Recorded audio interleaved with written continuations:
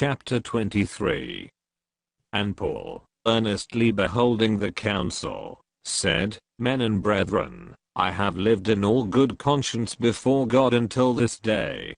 And the high priest Ananias commanded them, that stood by him, to smite him on the mouth. Then said Paul unto him, God shall smite thee, thou whited wall, for sittest thou to judge me after the law, and commandest me to be smitten, contrary to the law? And they that stood by said, Revelest thou God's high priest? Then said Paul, I wist not, brethren, that he was the high priest, for it is written, Thou shalt not speak evil of the ruler of thy people. But when Paul perceived that the one part were Sadducees, and the other Pharisees, he cried out in the council, Men and brethren, I'm a Pharisee, the son of a Pharisee, of the hope and resurrection of the dead I'm called in question. And when he had so said, there arose a dissension between the Pharisees and the Sadducees, and the multitude was divided. For the Sadducees say, that there is no resurrection, neither angel, nor spirit, but the Pharisees confess both.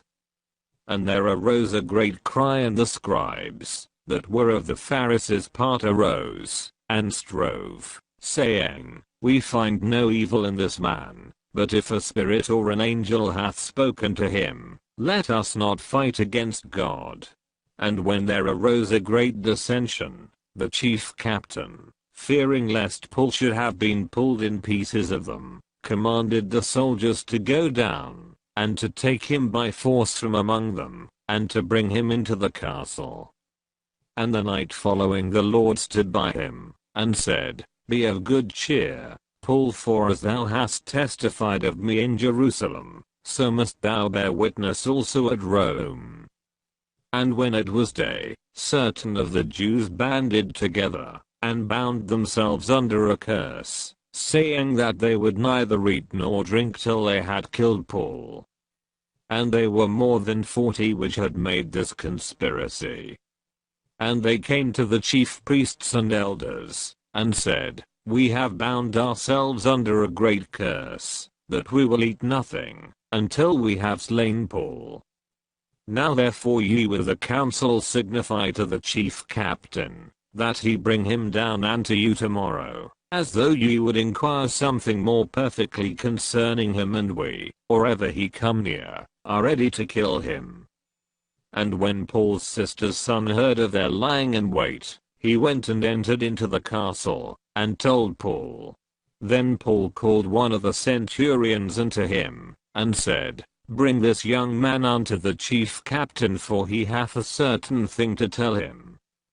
So he took him, and brought him to the chief captain, and said, Paul the prisoner called me unto him, and prayed me to bring this young man unto thee, who hath something to say unto thee. Then the chief captain took him by the hand, and went with him aside privately, and asked him, What is that thou hast to tell me? And he said, The Jews have agreed to desire thee, that thou wouldest bring down Paul tomorrow into the council, as though they would inquire somewhat of him more perfectly. But do not thou yield unto them, for there lie in wait for him of them more than 40 men, which have bound themselves with an oath, that they will neither eat nor drink till they have killed him, and now are they ready, looking for a promise from thee. So the chief captain then let the young man depart, and charged him, See thou tell no man, that thou hast showed these things to me.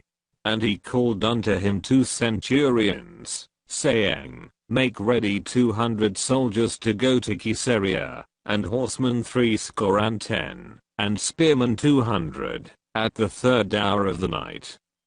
And provide them beasts, that they may set Paul on, and bring him safe unto Felix the governor. And he wrote a letter after this manner. Claudius Lysias unto the most excellent governor Felix sendeth greeting. This man was taken of the Jews, and should have been killed of them. Then came I with an army, and rescued him, having understood that he was a Roman.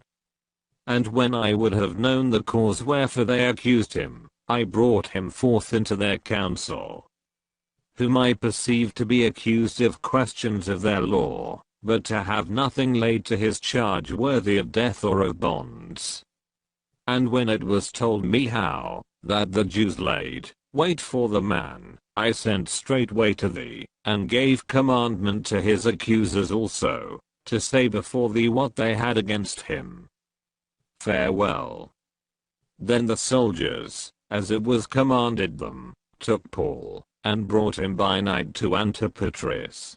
On the morrow they left the horsemen to go with him, and returned to the castle. Who, when they came to Caesarea, and delivered the epistle to the governor, presented Paul also before him.